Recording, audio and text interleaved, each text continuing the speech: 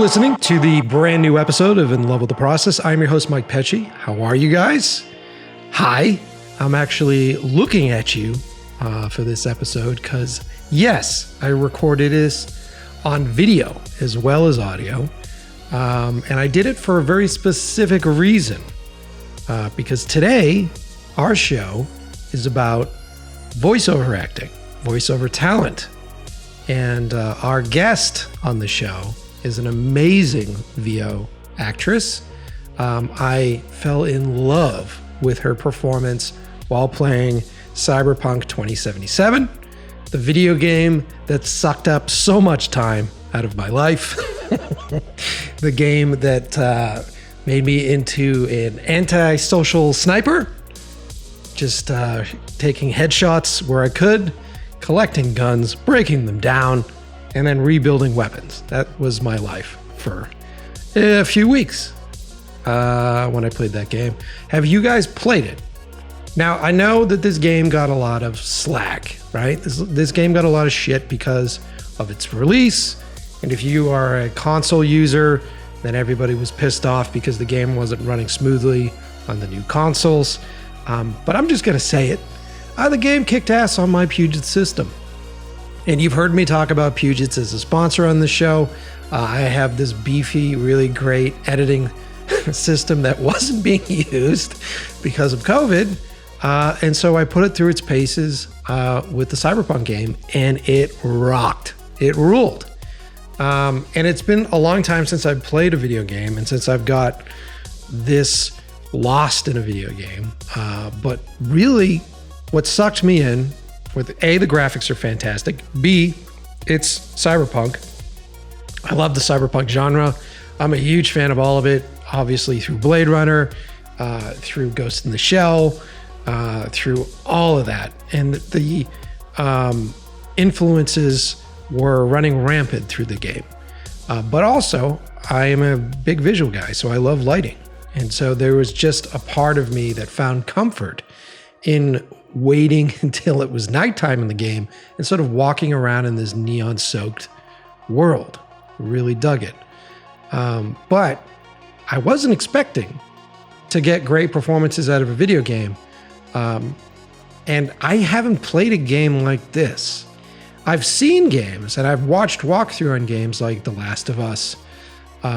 Was amazing as far as story was concerned and performances were concerned. But this is the first time I really sort of played through a game that I really felt connected to the characters.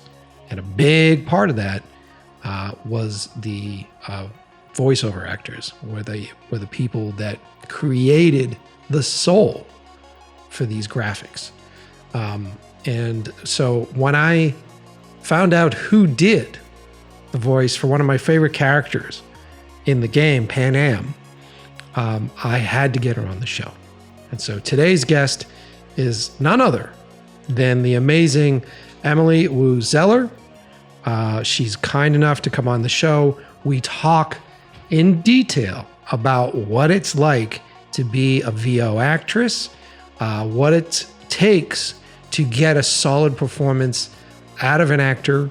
And I'm completely surprised. You'd be completely surprised how different it is, dependent upon what you're recording, whether you're doing video game or if you're doing animated series, voiceover stuff. Emily did a lot of dubbing work when she started, which is crazy to me.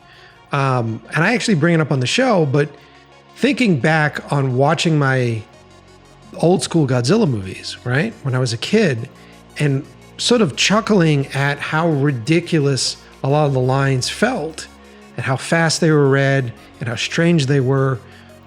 You forget that they're trying to change lines to match the lips because, obviously the Japanese language and the English language have different inflections, are spoken at different speeds. There are all sorts of interesting differences between those. So how do you take a story? How do you take these lines and make it feel like they're coming out of that character's mouth? Because if they're not, it's just way the fuck off, and the viewer is completely taken out of the story.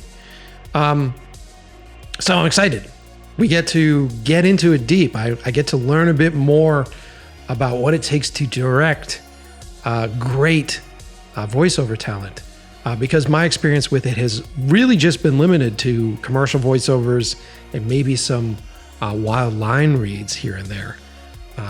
So I'm pumped because I get to learn a little bit of stuff that I get to use later.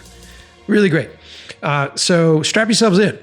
Before we get started on the show, I just want to face-to-face thank you guys for tuning into my Instagram account, at Mike Pecci on Instagram, or the podcast, In Love with the Process Pod. That's In Love with the Process, P-O-D, on Instagram.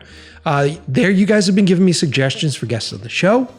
I have been using that outlet to book folks, which has been really great, to meet new fans, to run contests and competitions. We try to make this show as interactive as possible. And I've been getting a lot of notes from you guys, surprised that it's me interacting with you. Yeah, it's an official verified account. I don't have a staff of people behind me doing this for me. I don't have someone in the corner on my phone pretending to be me. So if you write to me on Instagram, I'll get it. I'll see it. It may take me a while to respond to it, but I'll be there. Okay, let's not delay it any further. Let's jump in to the amazing Emily Zeller, and let's talk about a few of the other projects that she's done. So she did the voice of Pan Am and Cyberpunk 2077, but she also provided voice work for The Last of Us 2, which I haven't played yet, and I hear it's really great. She was also doing voice work for the Pokemon series. I know a lot of you guys are Pokemon fans, which is really great. But she's also she also reads audiobooks. So she's a narrator for different audiobooks. I know she does stuff for Audible, a bunch of different companies as well. We get into what that's like. It's a whole different process. And it isn't just someone sitting there reading a book to you. It's fascinating shit. So Emily's definitely got the experience. So strap yourselves in. I know there's a lot of actors and actresses that listen to the show. A lot of value in this one. And if you guys are just fans of Cyberpunk and Emily's work, get ready, because she's a great person. So grab those noise-canceling headphones. If you obviously, why do I say it that way? You guys obviously already have the fucking headphones on. Turn up. How about that? We'll change it. Turn up your noise-canceling headphones, sit back, relax, and enjoy the brand new episode of In Love with the Process. To happy endings. Speaking of happy endings, back there in the basilisk, hope you don't regret what happened. I regret one thing only. That we had so little time. Guess we'll have to do something about that. Mm-hmm. You know, this could be us. Every day. V, look around. Look at them. They could be your family. Panem, what do you... Stay in camp. Join us.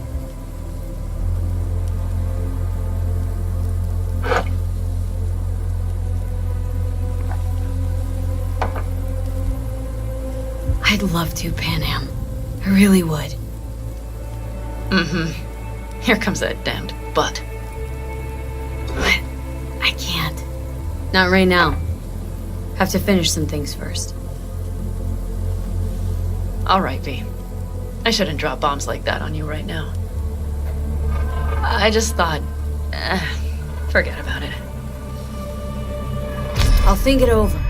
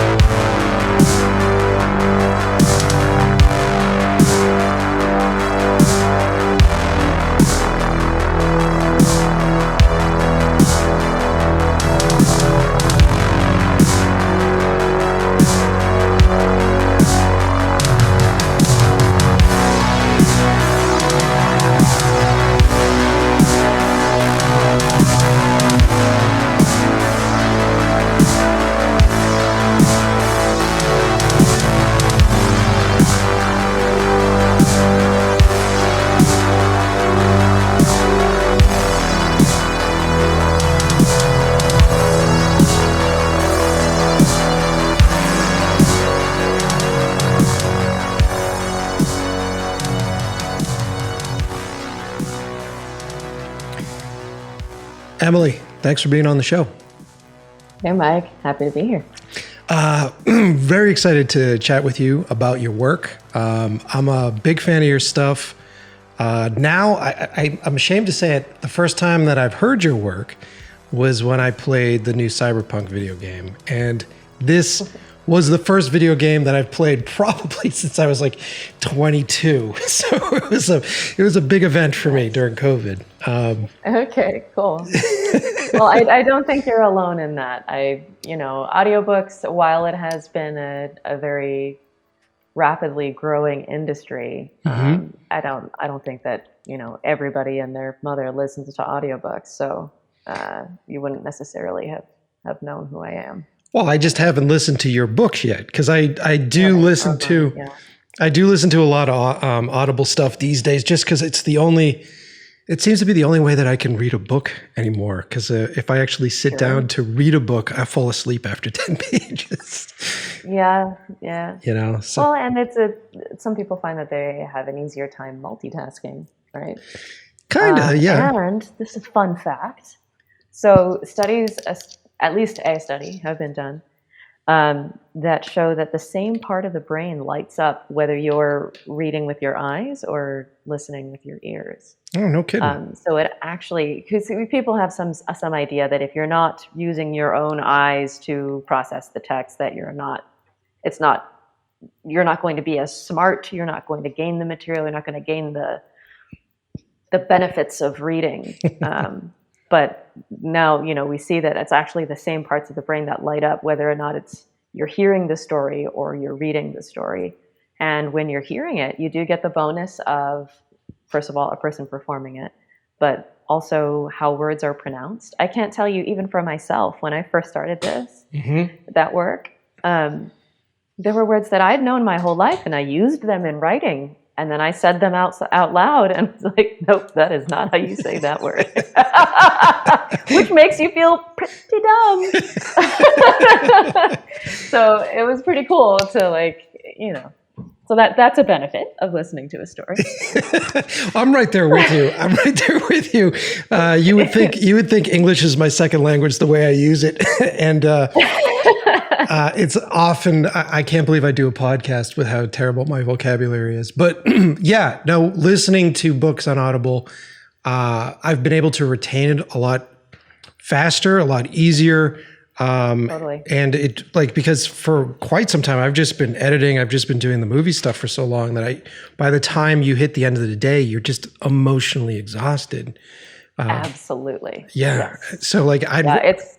So I'd rather be listening to it if I'm in the car or if I'm doing something else, Sure. Yeah. It's one of the reasons that I have a hard time consuming more stories at the end of the day, because I'm storied out, I'm living in the other worlds and emotionally drained, or not drained, but exhausted. Depends on the story, I guess. Sometimes it can be drained, but yeah. Well, yeah, I mean, we live in a world right now where we're inundated with so many visuals, so much stuff that's just coming at us consistently. And, I just hit 7 or 8 o'clock at night, and I've got a whole list of indie films that I want to watch. And I hit that point of the night where I'm like, I'm just going to put on Modern Family reruns and just drool on the couch for a couple of hours because I can't process things anymore, Well, and it's interesting, I was talking about multitasking when you're listening. But I actually think, this is the first time I'm saying this out loud, so forgive me that the thought is half formed.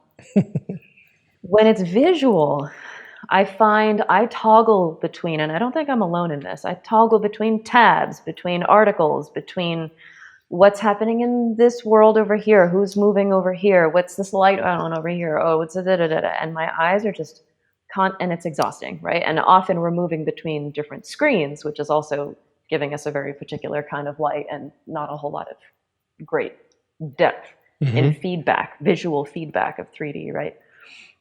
But when you're listening, sure, you can be doing one other physical task maybe that doesn't require a lot of brain power, but you can only listen to one thing at a time. You can't listen to two different stories happening at once, right? So it's actually a nice way of focusing. Anyway. Yeah. No, it's fascinating because for quite some time, because I have these two books on directing right now that I'm trying to get through, and I also have like this ridiculous to-do list. So like I can only retain information if I'm doing a mindless task. Like if I'll clean the kitchen, or I'll do like, you know what I mean? I'll make the bed and do the laundry, and then I'm in this world. But if I'm sitting here like, trying to organize mail or trying to organize paperwork, I'm like, what have I been listening to? It's been like 20 minutes. Man, I can't do this. I can't do it this way. Yeah, exactly. It's weird how our brains work that way, man. Well, it's the oldest form of passing information. It's oral storytelling. Mm-hmm. I mean, there's something real deep in our brains about that. So. Well, how did this become your career path? Like, how did you get into voice acting? Because I know you're an actress as well, and I saw that you're a dancer as well. I'd love to get into all of it. How did you end up landing into VO work? Like, what was the route that got you there? Yeah. So my training was in dance and music primarily. I was trained as a singer and also play the piano and a touch of guitar, but I don't do that for anybody in public. That's for me. But I was trained, like classically trained. And so that was sort of my background. And then would like dabble in like musical theater once in a while. And eventually, once I was in college, I majored in performance studies. But then I started getting into theater a little bit more. And this is not fair. I'm not being fair to myself. I played leads in musicals for several years prior to all this. It wasn't like, oh, I was the tree in kindergarten, and then I decided 10 years later to do theater. Right. No, I was doing it. I just wasn't, because I was spending so much time with dance and music, because when you're young, they're demanding in a way that theater isn't, right? Or isn't usually. Mm-hmm. They require a daily discipline, right? So anyway, I was doing that. So I wasn't an actor in the way that some kids were actors. So that's why I say it this way. Anyway, so once I graduated from college, I moved to Hong Kong for a couple years, and I had done a random thing here and there for a show, like, oh, we want some text for this dance piece. Can you record the text for us? Yeah, sure. Or like, you want to sing or whatever.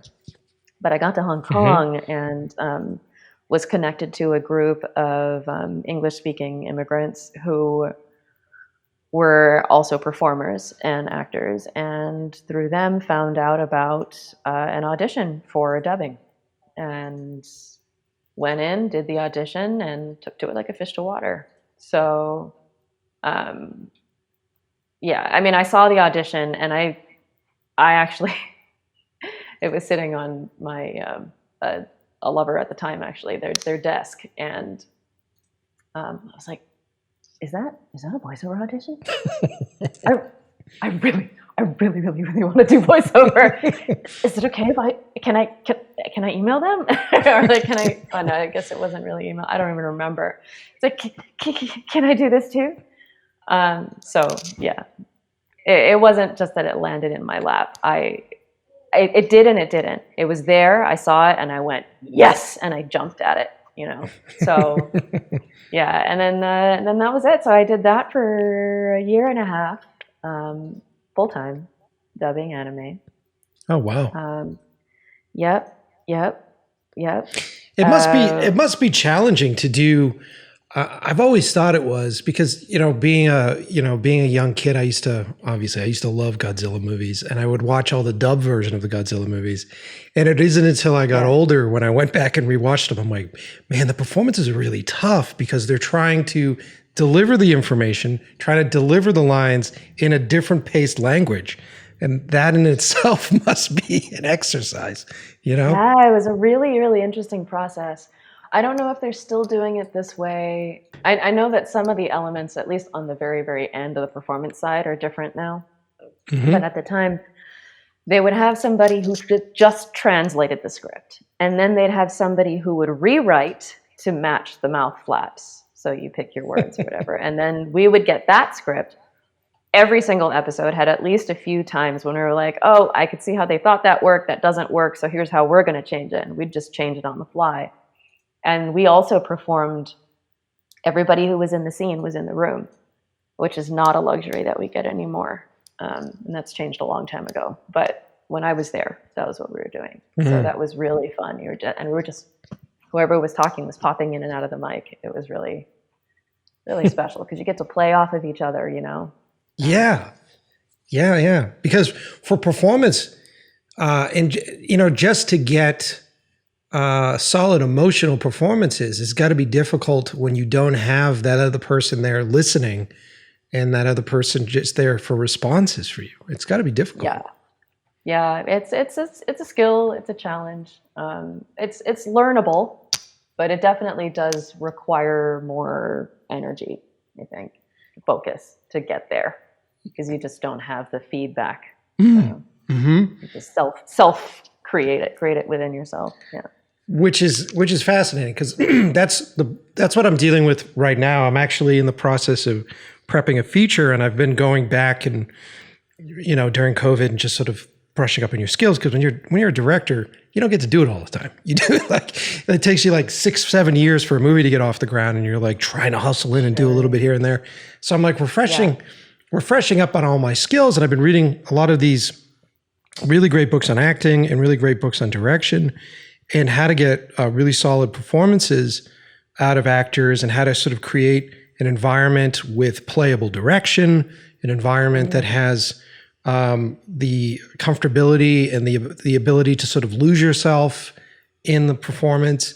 And then I think of every time I've ever done VO work with a talent, with an actor, and it's usually in a sound booth somewhere. If you're not doing it remotely, it's usually in a sound booth somewhere with a bunch of producers, a couple of technicians, and someone giving you the most specific, like, can you dial that down like 15%? You know, and it's like, how does a person act through all of that, you know? Yeah, voiceover directors are really special. I love it when I get a chance to work with a director.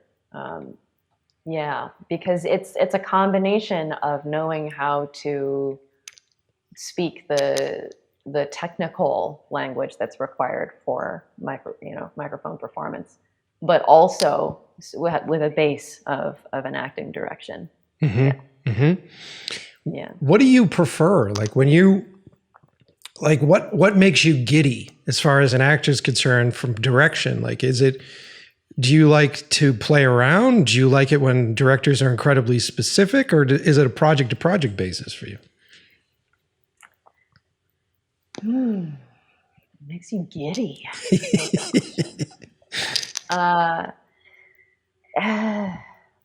It's kind of both. So for Cyberpunk, the director was Pierce O'Toole, and he is fantastic. He's fantastic because he was able to both be extremely specific, but give me enough space to. So he was specific about what was happening at the time and what the intentions are, and what the intentions are of the people you're playing against and all that. So that was clear, but then there was, space for me to play within that and try a couple of different things. And if I was like, oh, that wasn't, he was like, oh, that's fine. Or I was like, that wasn't quite right. Let me try something else. Oh, I got another idea. Let me do this. And he was totally open for it. Yeah, and it takes a little bit. It's a little bit of back and forth at first, right? To sort of understand what the director's language is, and what the actor's language is, and what they respond to. Yeah.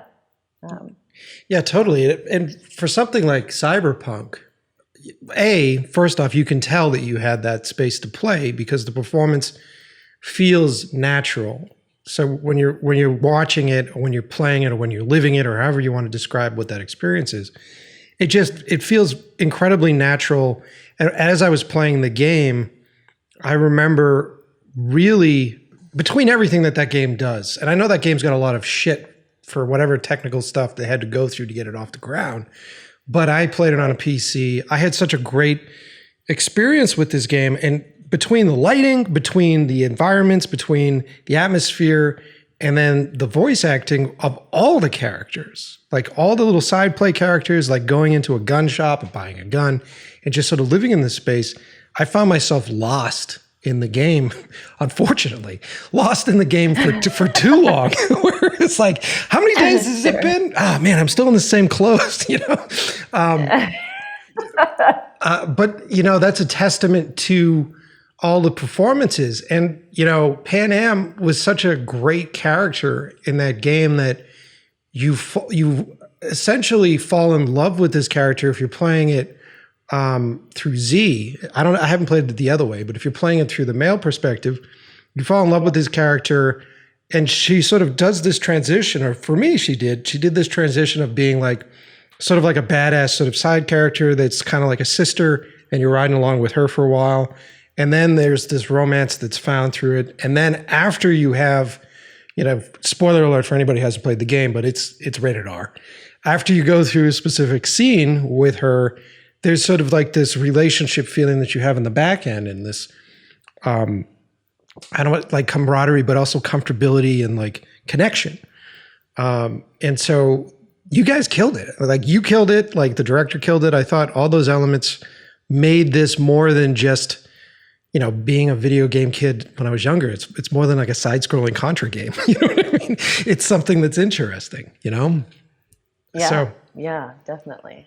Well, and I think it's actually, since we got into this, talking about directors, the voiceover director is sort of the liaison, right? He's not actually, or he or she is not actually, or they, the person who is, like in film directing, the director is the person who is coordinating all of the different elements, right? mm-hmm. A voiceover director is somebody who just works with the voice talent and is, you know, between the script and the writers and then the voice talent. They're not necessarily the one in the game who's coordinating everything that's happening story-wise in the game. Right. Because it's all very much compartmentalized, because it's such a huge, massive undertaking to sort of process, like whether you're dealing with mocap and you're directing the mocap folks and whoever's doing that, down to the direction of the animation. And yeah, that totally makes sense. You don't really think about that. Right. And so then it must be an interesting sort of team up with you and the voiceover director, because he's essentially another cog in the wheel the same way you are, and you guys are trying to produce the best possible content out of that specific section as possible. That's fascinating. That's fascinating. I never thought about it like that. So that being said, what do you think? Because obviously there has to be a difference between doing something like Cyberpunk, which is very narrative based, and then doing something for Audible, correct? Because Audible, are you essentially just trying to read the book in an interesting way? Like, how does an Audible recording go for you? How does that work? Well, first, I don't want to say only Audible. Audible is one company that I work with. Right. Okay. I work with actually dozens of different companies. And before I answer this question, I've just noticed that, like, on my screen, technically, I'm not showing anything waveform wise. I want to make sure you're actually getting me. I'm getting you clean, so we're fine. Right on. Okay, cool. So Yep. make sure. Yep. I love it. I love it. It's great. Yeah. See, technical, we pay attention to the technical stuff. So they're very different. With say a game, all that I'm performing is however many characters I'm doing and their dialogue lines. So my only job is to be those handful of characters or one character and perform whatever they say out loud to other people or entities in the environment. In an audiobook, you are primarily the thoughts inside somebody's head. You're primarily what is happening in the world. And then every now and then you get a scene with some dialogue in it, and you're going to get dialogue from multiple different characters, right? So that's something people understand. It's like, wow, you have to play all the characters. Yes, that's true. But the biggest character you play is the narration, which is completely different. Wild. Yeah. And so how do you process? Like, do you create a character for the narration, or is the narration I guess it's a project to project thing, right? Is the narration just like It depends on the text. Yeah, fascinating. Fascinating. Which do you prefer? Like, what do you like doing the most? Oh no, I really love having a balance of the two. I really do, because there's something about when you're doing the narrative in a book, it's such a privilege to get to see the entire world and be the omniscient presence, right? Like that's so cool. But to do that effectively, you really have to pull back a lot so that there's space for you to step in and out, and so that you don't tire out the listener. Because if you're doing game heavy performance, I mean, can you imagine if you had like a game heavy performance in your ear for 16 hours? Like, no, and it doesn't matter how much you love said game or whatever, right? You couldn't listen to it for hours on end. But with a book, it's because we're going, okay, we're going to give you space. It's just you and me. Where like there's no other sound, and where I'm going to tell you this story.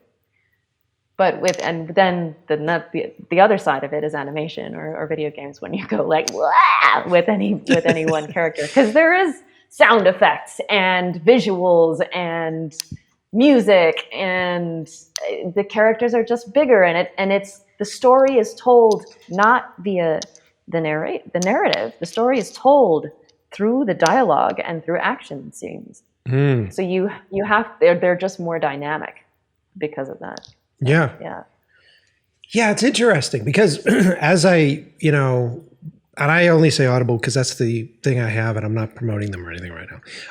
But, when I started listening to the audiobooks again, it harkened back to when I was a kid, and like my mother would read books to me, and it sort of had that sensibility to it, which is really fucking great. And I prefer it when I actually get talent reading it more so than I do when the authors themselves read it. Where I forget. That's often the case. I won't out a book, but I recently just listened to one, and it was just like, oh my God, it was so difficult to get through like 5 chapters. I'm like, do I pick this up and read it, or do I just program myself?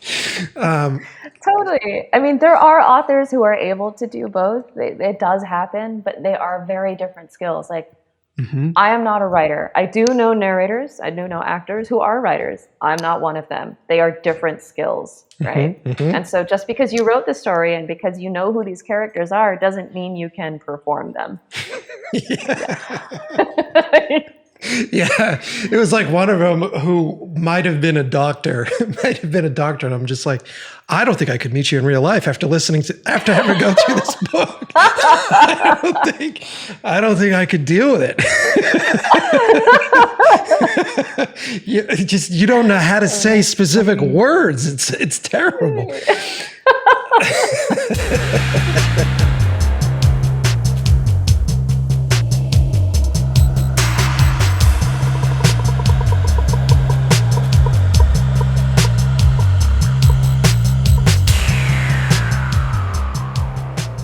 All right.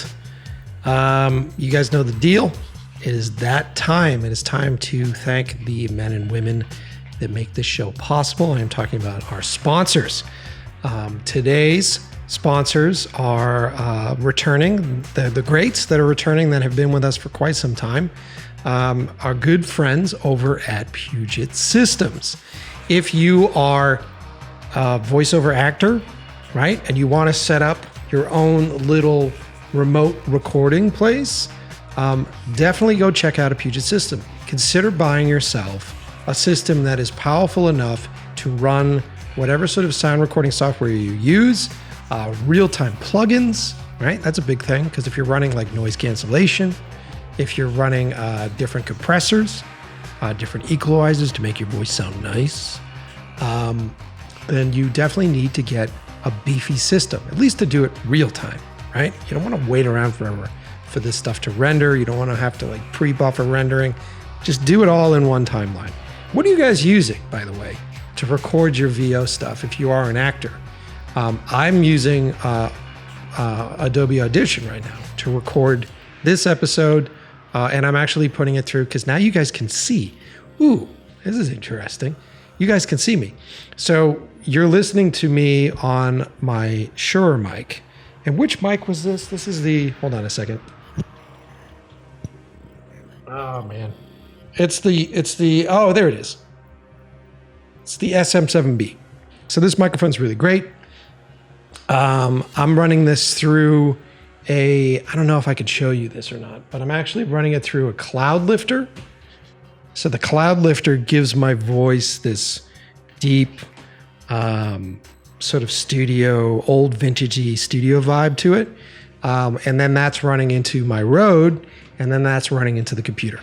And that's being recorded both on my Rodecaster internally as a backup, but it's also being recorded here on Zencastr, which is a pain in the ass. And it's recording on Adobe Audition in real time. And then my voice has its own effect chain on it as well. I've got a mastering thing that adds just a slight bit of echo, so it makes it seem like I'm in a studio. Like I am right now. That was fucking lame. So stupid. But yeah, so then I am able to do all my post-production quickly, real time, using my Puget system, right? And I'm also using my Puget system to play Cyberpunk, which was awesome. And I was using my Puget system also to video edit and to do Photoshop and to do all my stuff. Isn't it great having a computer that is custom built specifically to why you need it, why you're buying it? That's what I liked about Puget. Years ago, I jumped off the Mac bandwagon, and you've heard me on the show talk about why, and I won't go down that hole again. But finding these guys, not only with Puget did I find a company that has great customer support where I know them specifically, but then I was also able to form a relationship with them as sponsors. I was also able to form a relationship with them as fellow creators. And I created a bond with these guys. And yes, I get like certain advantages being a sponsor for the show, but I think the only advantage that you guys don't have is to know these guys as personally as I do. John and Eric and Matt, these dudes I've traveled with, I've gone to Las Vegas with, I've drank beers with, we've talked computers, we've talked movies. These guys are my friends. These guys are really good dudes. I really love them.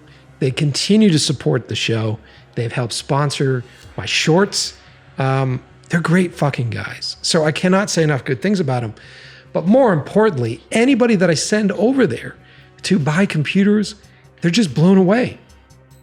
Seriously, blown away. You won't believe the people that I've sent to buy computers at Puget and the deals they've got from Puget and the customer support that they get. I know you guys are ready for a new computer right now. And I know the big draw is like, oh, how's the unboxing experience? And I just saw like these really sexy ads on TV with like the nostalgia from the score of fucking Willy Wonka and the Chocolate Factory running. You're paying for all of that when you buy those things. That fucking unboxing experience, you're paying for that. Do you know how much it cost me to buy this fucking phone? You know how much it cost me to buy this fucking phone? And at the end of the day, it does the exact same thing that my old phone did that was suddenly outdated. Oh, it drives me crazy. I don't want to go on a rant. Rant-free day. Calming day. Anyway, go to PugetSystems.com and buy a new computer.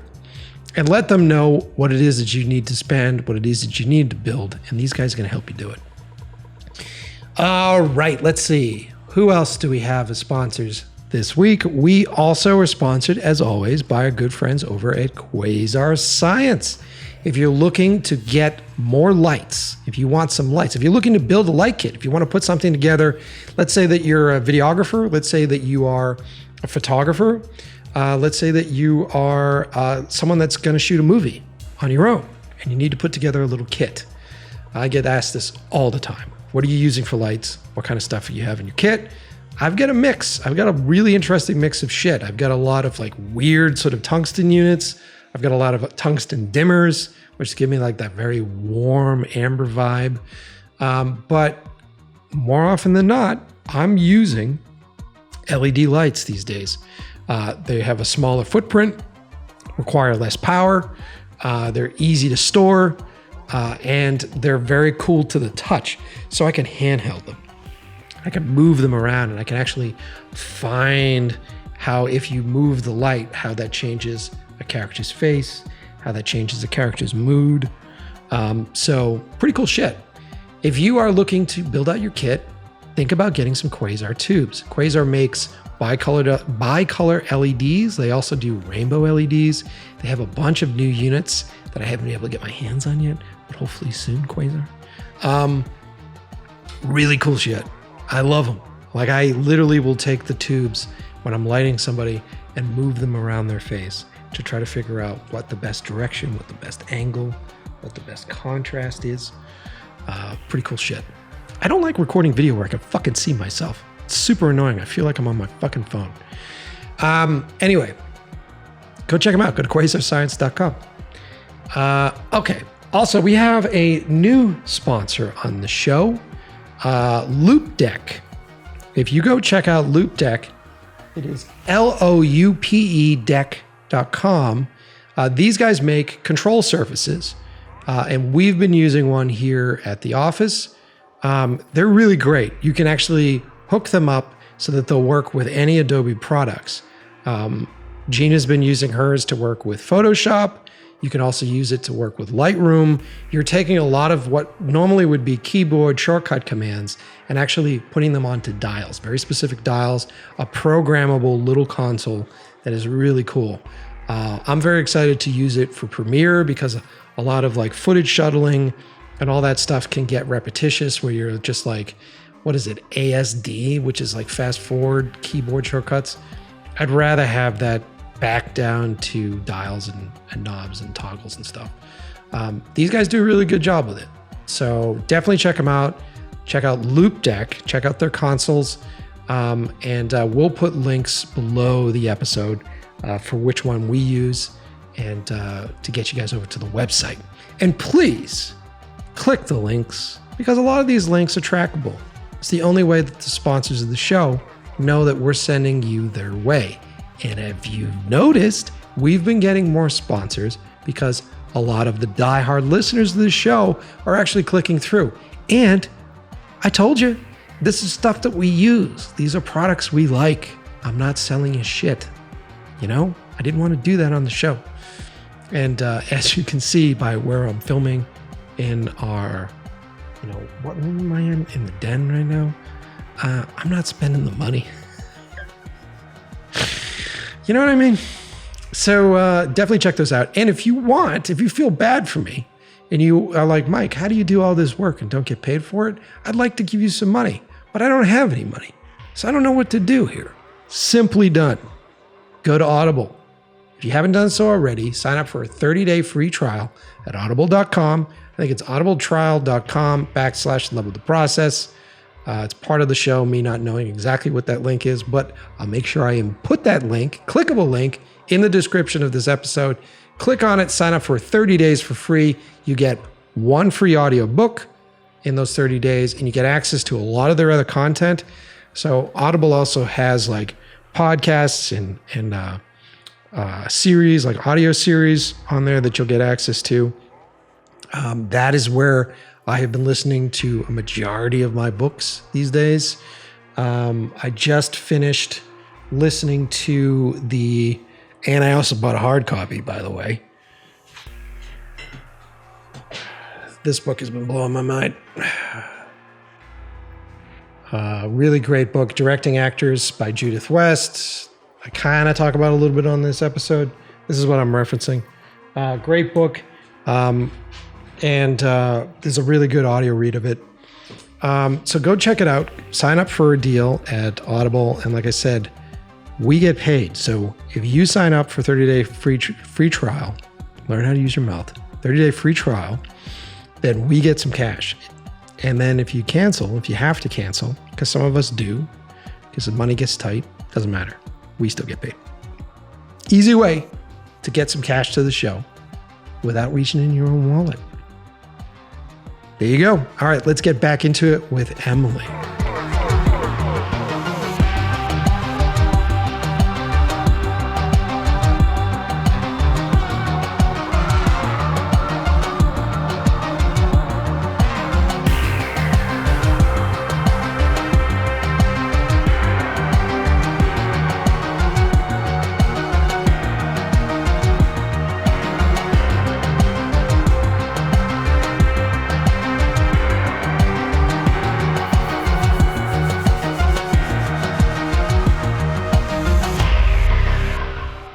I could talk for hours about audiobooks because it's just, I don't know.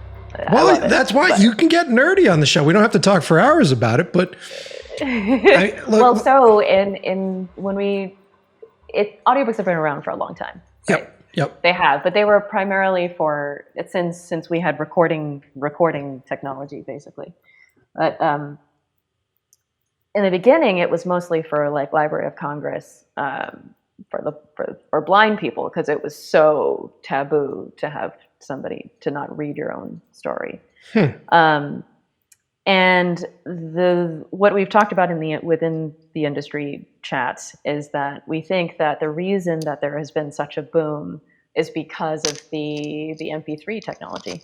So no longer did you have to have a CD, but you could listen to it on a mobile device. And that just blew everything up, because then it was like, oh, okay, we can make, it's cheaper to the consumer and just more readily available.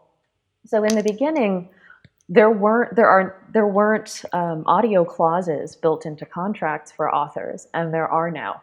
It's just given. And in fact, now, there's a whole question about AI performing work and things like that. And those are being written into contracts as we move further in that in that direction of technology. Mm-hmm. So in the beginning, Audible also did a huge push toward like a backlog, creating audio for work that had been published for decades earlier. Mm-hmm. And so there was this huge influx, and now we're sort of caught up. There's not a whole lot of redoing older books. Mostly it's the stuff that's currently being published. But authors didn't have a say, because the audio rights were just non-existent, or would get, created and then purchased by whomever. I don't know. I'm not really on that side of things too much. I'm not a publisher. Right. But now authors have so much more control over who gets to perform their audio and when. So there were some authors who don't know that their books have been made into audiobooks. They just don't even know. And now that's different, right? But if they wrote a book 20 years ago, 30 years ago, they might be surprised by it. Yeah. Well, that's actually kind of fascinating, because, if you're looking at it from a creator standpoint, you're looking at it from a tone, like a voice standpoint, because it takes a long time for an author to find their voice, on the page, and to be able to write their voice and write the specific tone. And then if like some like cheap production company hires a really dog shit VO person, it just destroys your voice in the book. Sure. Sure. I mean, certainly the publishers that I work generally do a very good job. So, I'm not. They're hiring pros. I'm not throwing you under the bus. But that would be a worst case scenario, right? Where you're just like, oh my God. Then you have to hire a lawyer or something, try to figure out how to buy those rights back, and then produce it on your own, and all that stuff. Yeah. And that's, I guess that must be a real thing these days, because everybody is getting their content through some sort of digital medium at this point. Like, if you're not squinting over a Kindle, you're listening to it through some headphones. Totally. Yeah. It's fascinating stuff. So that being said, let me ask you, let me take a look at my questions, because I love where we're going. We went off a real big tangent. I love going on tangents, and that's what the show is. I fucking love it. So, you know what? Let's go back to film dubbing for a sec, because besides watching Godzilla movies when I was a kid, I also found that when I started watching the Ghost in the Shell movie, the animated movie, and then the Ghost in the Shell series, I really fell in love, and I'm going to forget her name, but I really fell in love with the actress who did all the dubbing. And when I went back and watched it in its actual language, in Japanese, I was like, oh, it's cool. Like, it's really cool, but I miss her voice. And then I got so excited when they did the TV series, and she did, I don't know how many episodes, it must have been like 50 something episodes, where I was just watching it every week. Like every night I was watching an episode, and I really, really fell in love with her. And then they did a newer version of that show and they found a new voiceover person who's great, but it wasn't that. And then when they made the movie with Scarlett Johansson, I wanted them to dub Scarlett Johansson.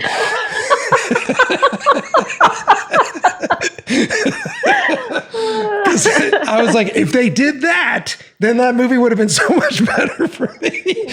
Because it's funny how, especially with animation, it's funny how the voice and the specific tonality that an actor brings to it, it really becomes comforting, you know? And absolutely. Yeah. It's I don't know. I can say this at least for myself because I'm generally more of the 5 basic senses. Sight is my least strong one. So I've never been a super visually oriented person. What are you running around with Coke bottle glasses to read things? Is that what you mean? Or it's just you don't look at them? Well, yeah, that's part of it. I've been wearing glasses since I was 4. Okay.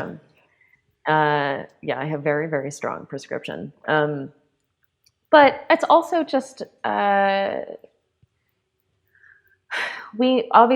am not blind and I do use sight to process information, but I just get so much more out of sensation, out of taste, out of auditory sensors, out of physical presence. Like I've always been that way. And like when you're talking about connecting to a character or to a story, I mean, like, sure, you can look at whomever and how they move and think, like, you know, that the way that they look is amazing and I'm attracted to that. Mm-hmm. But what voice is coming out of them, right? Mm-hmm. How do they communicate? How do they talk about what they think about? That is, otherwise it might as well just be an animated character. Yeah. To me, it doesn't, you know, like you can have anything that's real looking, but it doesn't become real until it has a voice. I think that's what I'm trying to say. Yeah. Like it's the heart. Well, it's, you know, I've been directing for, I don't know, like 20 years now. So like you hit a point where most people will celebrate your work based upon visuals. It always is. So people will go, that movie looked really fucking cool. Or the CGI in that movie looks fucking amazing. Or, you know, the actress is gorgeous on the screen. But being a storyteller in that medium, especially doing horror stuff, I know that my stuff looks like shit until I start sound designing it, until I start doing it. And it's just, sound design is everything. It will make or break whatever is going on screen. Everything. Like watch a horror movie with no sound and it's just a bunch of awkward people walking down hallways afraid to open doors. That's really, that's really it. Where and to edit, and I've said this on other episodes, and to edit horror without sound design is so complicated because you're just like, I don't know what the pacing's going to be. I don't know. I need the music cues. And so that makes sense. I've been incredibly fascinated with sound. And if I wasn't such a visual nerd, I probably would have gone off into the sound territory. And I always have this nightmare that I'll lose my sight somehow. And I'm like, well, at least if I go blind, then I'll go and do sound. so I have like this weird nightmare that'll happen. But what I love about it is that you don't even have to close your eyes. It's this weird emotional trigger. Sound has this ability to take a time period, stamp a time period, stamp a specific emotion.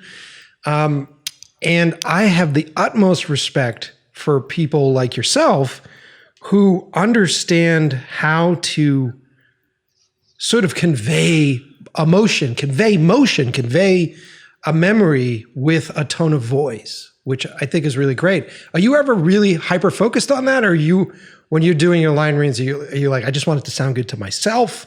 Or are you completely aware of the fact that people can't see you doing stuff, and so you're trying to, juice it up? That's a good question. It's a little bit of both. It kind of dance back and forth. It took me a little while to get out of the idea that I needed to have a good voice and sound good. Mm-hmm. whatever that means, right? Like it's some idea that we have that everybody needs to sound like Dan LaFontaine for everything or something, you know, it's like, and that's not true. My job is to convey truth in an emotive state. And the way to do that is to be, well, I guess it's just an acting thing, right? To be able to tap that within myself and then let it come out in the most authentic way. So that takes time and that takes practice. But then every now and then something will happen where I'm like, oh, I was relying on a combination of what would be a visual cue and an auditory cue. Okay, so I need to like tweak it a little bit so that people can understand. They don't have the visual cue, so I need to make up for that. Mm-hmm. But at the heart, it's first the emotional, and then it's understanding that how the information is coming across in the story. So you need to sort of be in the story and then also have the third eye outside of it and understand how it's coming across without getting too caught up in one or the other. Yeah, it's fascinating because for quite a while, I had been developing a podcast series, which was going to obviously be all audio only. And it was a narrative series that myself and my writing partner had been working on. And I don't want to get too deep into specifics on the show, but I was fascinated with performances, like how to get these performances to feel like a movie. But then there's this difference with it too, because if you just listen to a movie soundtrack and you close your eyes and you're trying to keep track of what everybody's saying in a movie soundtrack, that gets a little complicated too. So it's like this weird balance of that inner monologue that you were talking about before, but then, you know, how do you get these performances? And I think other people have done it, but my theory was like, do I do what they do in mocap? Do I just get like a studio space, like a big open studio space, and do head microphones on folks and have them acting with each other? And does that make it more interesting? Or do voiceover actors find it more comforting to just be sitting behind specific microphones and maybe looking at each other across the room?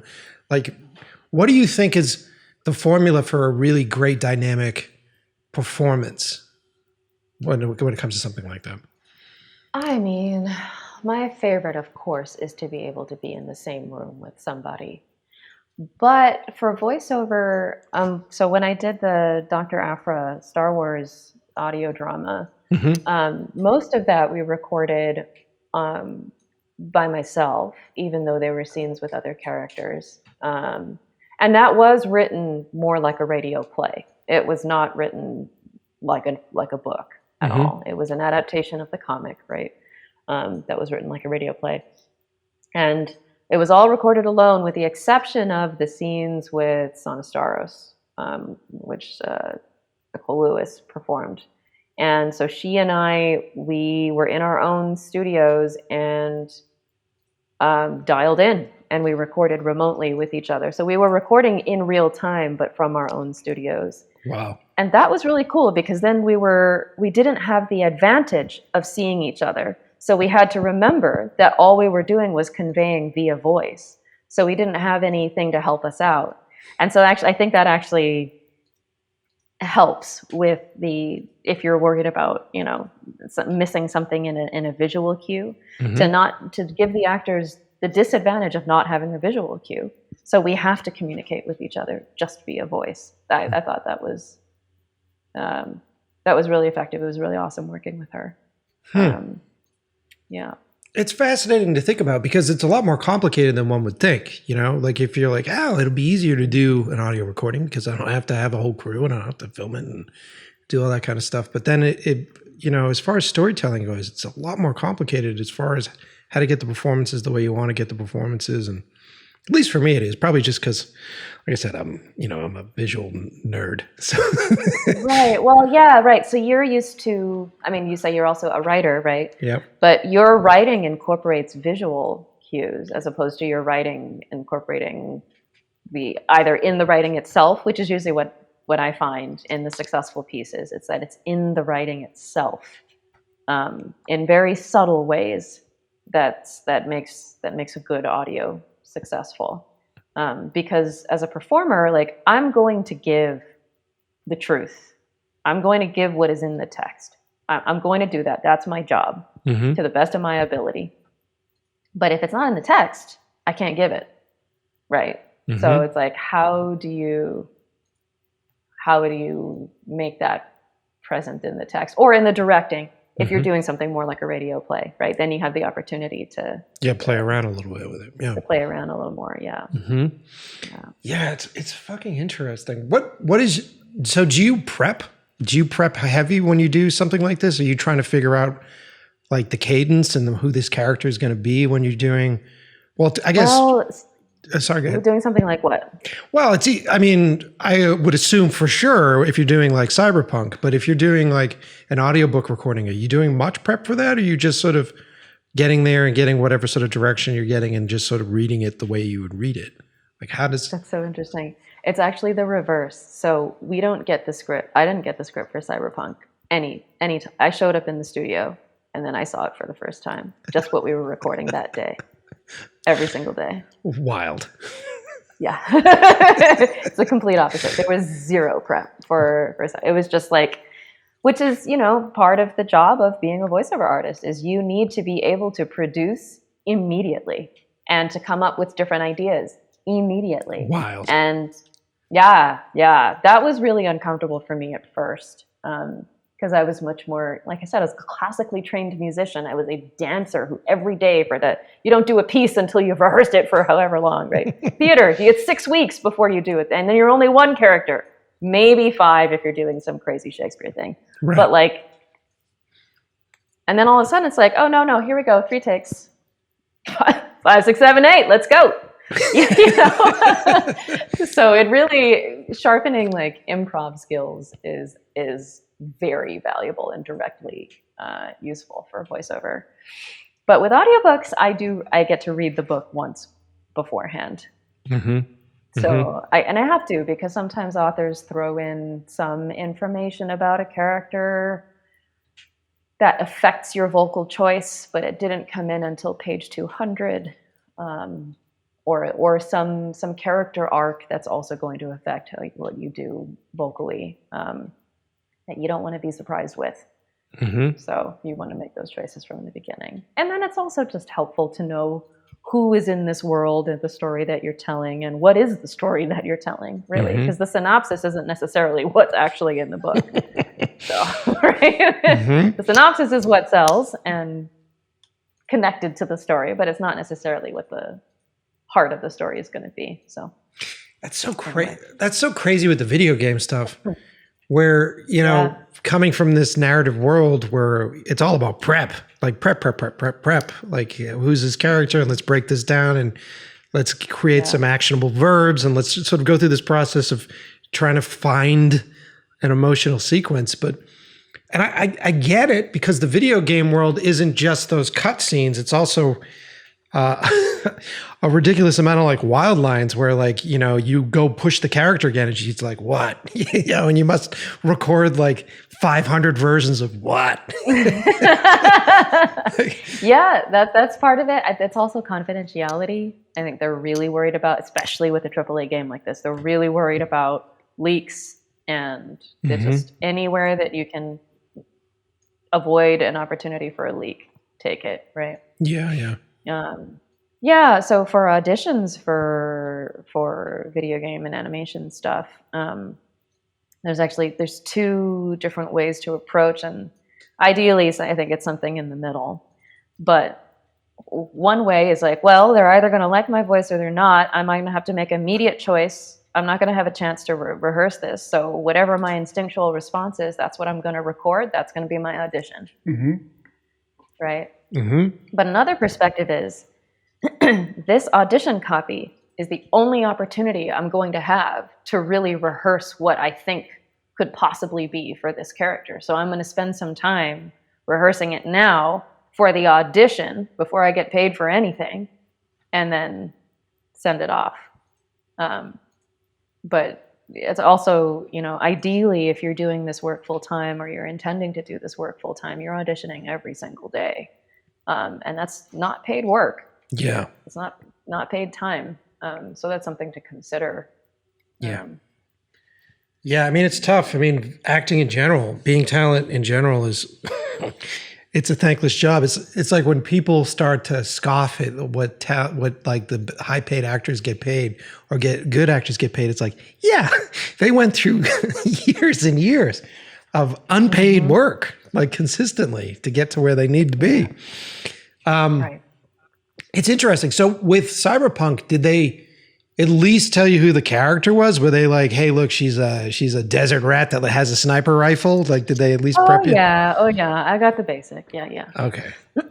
Yeah. But it was interesting in the process. And I don't know what the writing side, I don't know what the project side was, but my experience of it was I met one of the writers who was great.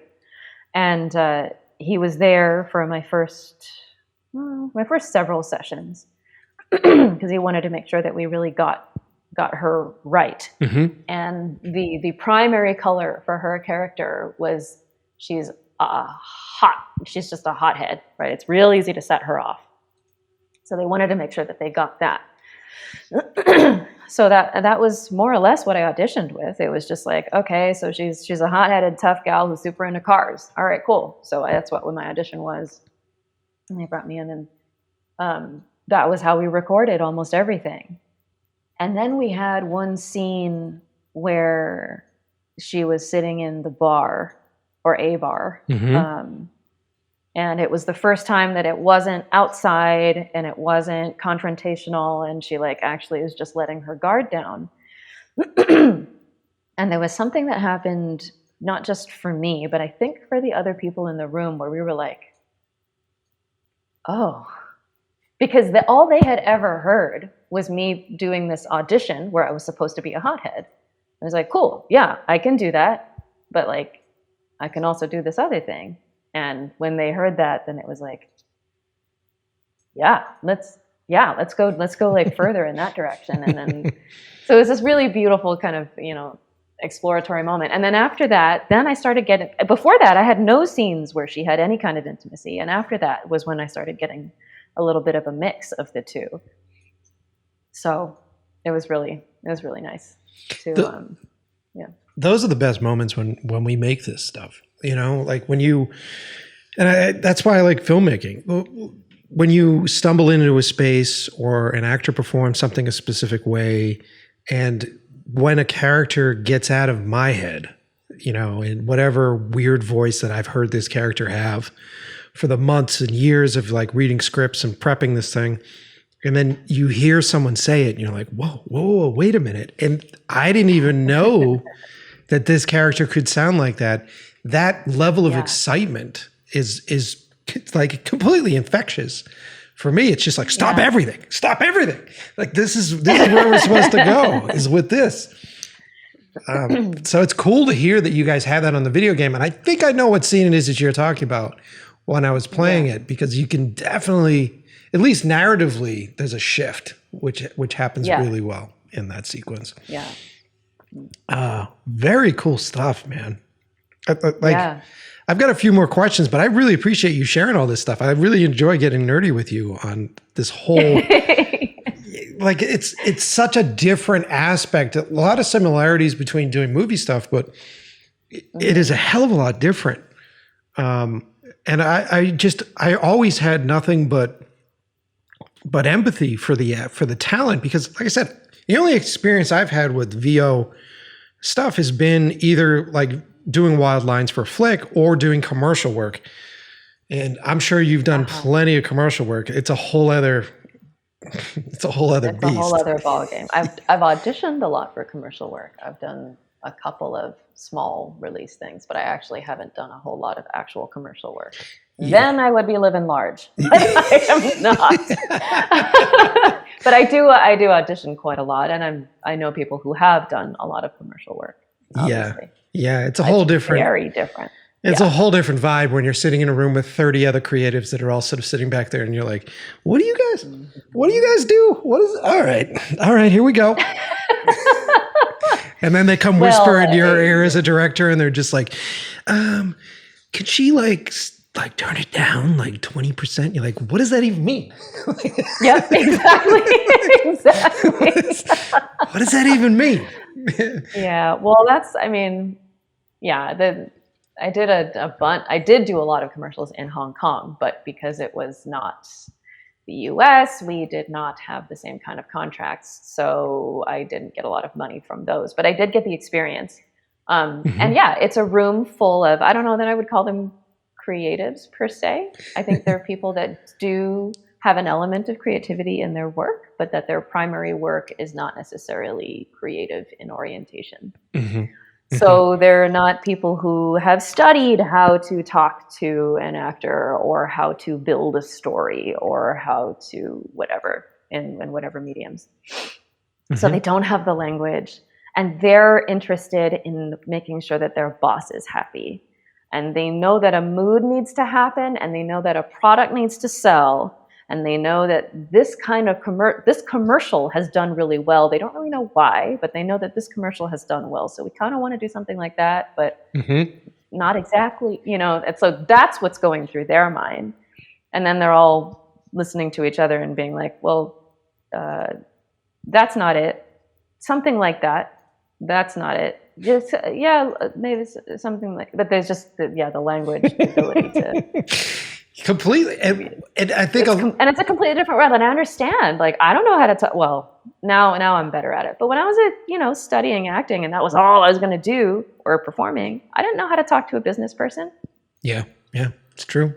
Right? It's jargon. It's like you're dealing with two completely, almost diametrically opposed worlds coming together. It's nuts. And often, like, I got successful at the commercial world the day I realized that my job was to be a conduit between these two elements, which was like that group that is a good director, somebody who can do that. Yes. Yeah, because you're like in the middle going, okay, so they would like to repaint you like a couch as far as your performance is concerned. And so I need to like take that information and bring it over to you and go, let's try to read it differently. Let's try to play with this differently. And then you go back and talk to the client, and they're sort of like stamping their feet and going like, what the fuck is taking so long? And you're just like, you don't get it. They're human beings. There isn't a dial in the back of her head. I can't just go over there and turn it down 15%. Give me a break. It took, as soon as I realized that commercials weren't about me as an artist and weren't about my directorial style, and I'm not showing up to make this great, it was like, okay, I'm here because they don't know how to talk to you. And that's why I'm here. And if there was an app that they can just go 20%, and then the other side of the phone went, remember your childhood. You know what I mean? Then they would use that app instead of me. 100%. Right. It also makes me think, it was funny while you were saying that story, it reminded me of Lost in Translation with Bill Murray when he's being directed in the whiskey ad. And it wasn't just the translation communication that I was just seeing. It was also the fact that the people that had to translate the blue couch thing through a translation thing, and just Bill Murray sitting there just going, I don't know. I don't know what I need to do. I don't know how to do this. Such a great sequence. But so that being said, are you still auditioning? Are you still trying to get on screen? Are you still trying to get in front of the camera these days? Or are you primarily focusing on VO stuff? So I have never really focused on getting in front of the camera. I'm a stage actor. Okay. All right. Yeah. I mean, I think it might have been different now if I were a younger person getting into film now. Maybe standards have changed a little bit, but certainly, as somebody who's half Chinese and I grew up in Los Angeles and did not feel like the industry would be kind to me. And for various reasons, not just because of my race and the way I look as a mixed person, but body type, personality, interests, and all of these things. Those seemed more important to the industry than the actual acting piece. And I wanted to spend my time, I don't know, getting a college degree, dancing, performing on stage, and, you know, doing things that were actually fulfilling, and, you know, just figuring out how to make money that way instead of like trying to get famous or I don't know what. It sounds like be pretty in a particular way or whatever Hollywood does, right? So that just wasn't my bag. Now I'm more open to it, but I also, you know, I respect that being an on-camera actor is different from being on stage. It's a different set of skills, and you know, there's training that needs to be done for that. There's reels that you need to have for that, and I've done a handful of like music videos and short things here and there. Never done a feature, but and now I have confidence that I didn't have when I was, you know, 20 years ago when I was a teenager. But yeah, so my focus for the last 15 years has been voiceover primarily, and then occasionally a gig where I'm singing or dancing or a stage show. Well, I mean, it's a great career path, and you're able to create memorable characters that affect, you know, have affected me emotionally, affects anybody that plays the games emotionally, or if they watch the stuff that you've done. Like you did a lot of Pokemon for a while, correct? And then you were doing a bunch of other stuff. Yep. So and you know, living in a time period where we're all listening and we're all listening to audiobooks, or we're, you know, Netflix's animation department is massive. Like one of my good buddies, Nick, did all the VO work and the mocap work for the Resident Evil video games, and then he got offered to do the Resident Evil animated TV show for Netflix, which was really amazing. And that's awesome. So there is, for those young actors that are listening, there is a good career path, and I'm happy that you mentioned your career path and why you chose it, because it seems like you made a very healthy decision.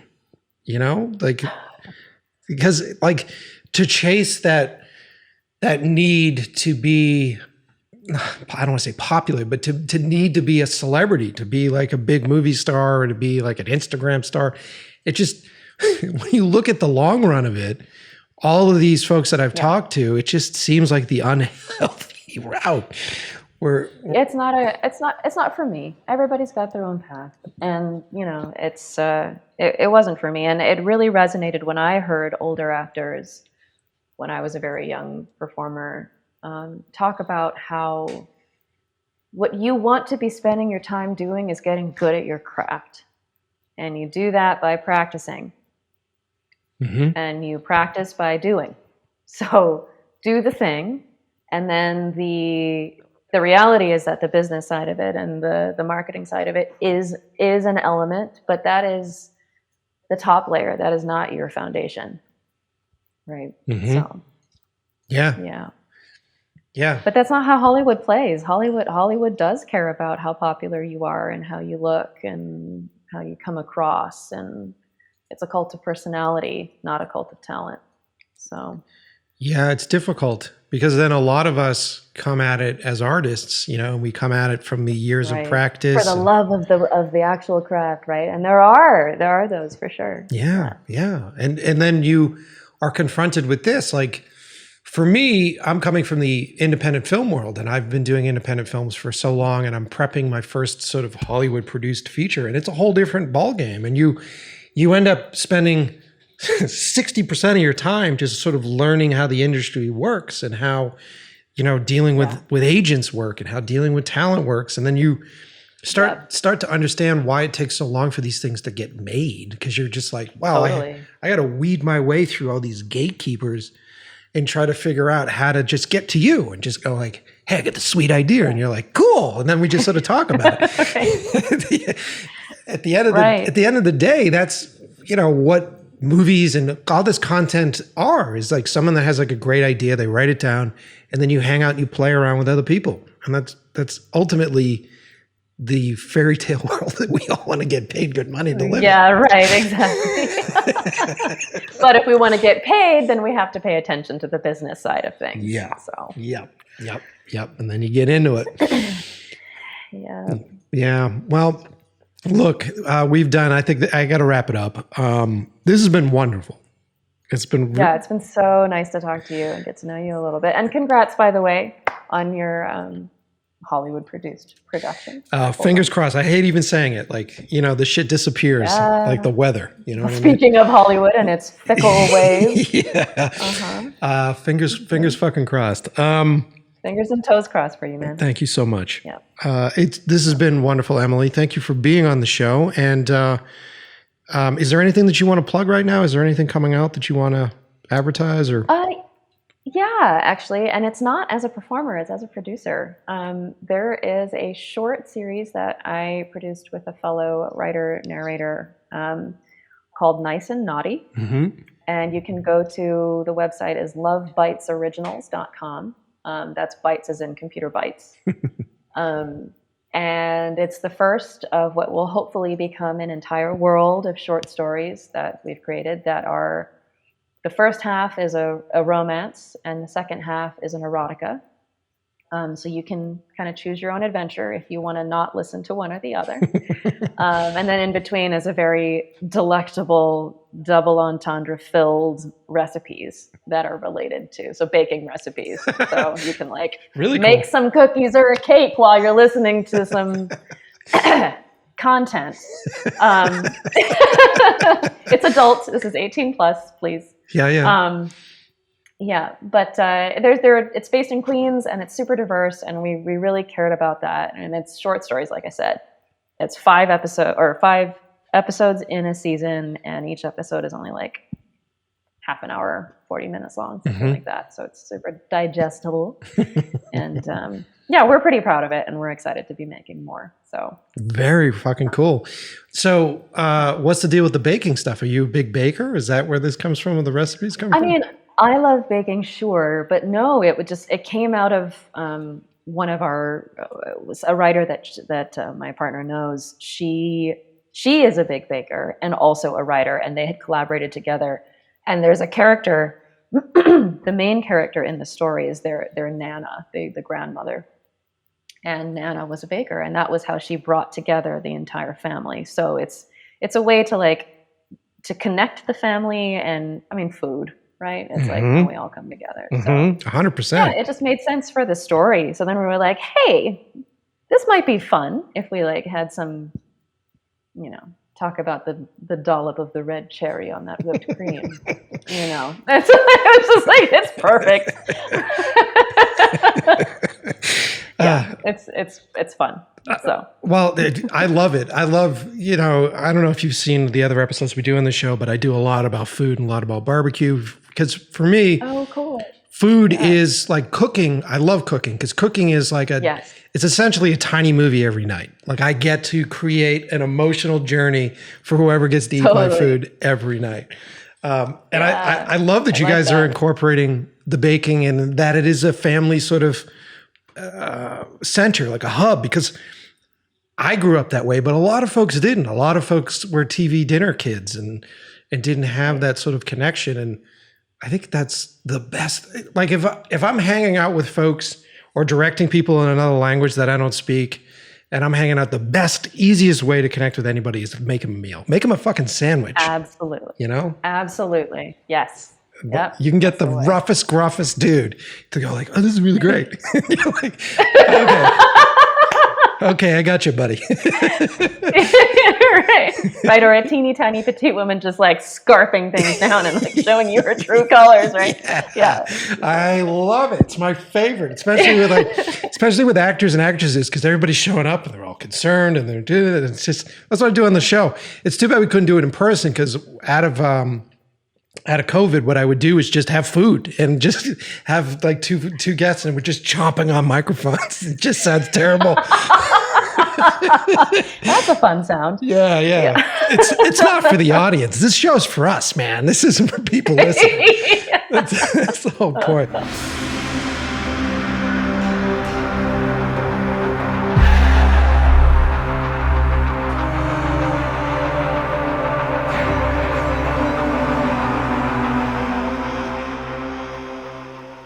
So what did you think? I really like Emily. She's a cool person. It seemed like her and I were able to like connect really quickly. And I'm just really excited for her. Like, I think the work that she's doing now is just emotionally fantastic. And she has smartly figured out a way to have a career in this business where she is still able to create character. She is still able to touch us emotionally. And now she's in this producing aspect of things where she's producing a series and writing stuff. It's just fantastic. It's really cool to meet people like this that love the craft, that really understand their craft, and that figured out a way to make a living at it so that they can survive doing it, which ultimately is good for us because that means we get to hear more stuff from them. And if you guys haven't checked it out yet, and if maybe you're not going to play Cyberpunk, but you can actually go check out the scenes, the cut scenes from the game, and you can hear her performance, and they're really fucking great. But if you really want the extent of it, definitely play it through because you'll hear her character go from being sort of a two-dimensional character when we're introduced to her to becoming this emotional crutch for us by the end of the game. It's really fun. I really enjoy it. And I got to look and see. We'll put links to the books that she's done, but I'm going to go check them out and see if there is a book that I want to hear that she's read, just so I can hear her voice for a little while in the most uncreepy way possible, just because she does such a great job with it. Thank you, everyone, for listening. Thank you for watching. It's weird doing a show where I'm in front of the camera. Maybe this will happen more regularly now that we're getting out of COVID. I'm recording this episode post-second vaccine shot. I got hit really hard with that second Moderna shot. It was like 3 days out of commission. And even still now, have you guys noticed this after the shot? It's been over a week. I'm still sweating every night. Sweating through the fucking sheets. What the fuck? You know, it's crazy. But I'm excited. Another week. And then I can hang out. And then I can hang out and kiss you in real life. Share a drink. It's going to be great. It's going to be great. So expect to see bigger and better things as the world changes on this podcast. And I won't be doing a lot of these in here because I just don't think this sort of video thing is interesting enough. Let me know if I'm wrong. Let me know if you like to see my face when we do this show. Send me a message on Instagram. Be like, dude, I don't care if the quality sucks. We want to see video. Let me know. Maybe I'll do it. Maybe I won't. I really want to do high quality video for you guys in a real studio space. So we'll see if we can make that work. And you can see why I did it for today's show because we always hear Emily. And I wanted you guys to see the face behind Pan Am. I wanted you to see the actual human being that created that character. So you're welcome. All right, enough ranting, enough rambling. Thank you, everybody, for listening, for watching. And as always, you will hear me next Tuesday.